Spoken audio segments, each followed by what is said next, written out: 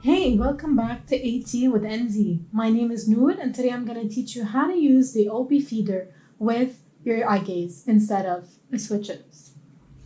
All you need is 2 toy cables and a BJ Live toy box.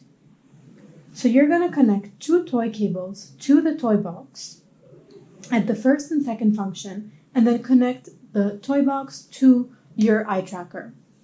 And then it's easy as that. So I can use my eye gaze to go to the next plate.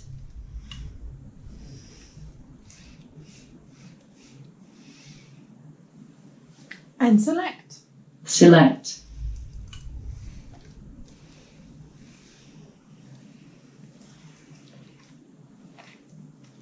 It's easy as that. If you want to check out how I did this page set or how to customize any page set to use with your BJ Live's toy box, check out my other video. If you found this video helpful at all, please subscribe to our channel and turn on notifications to be notified every time we post an instructional video like this. Thank you.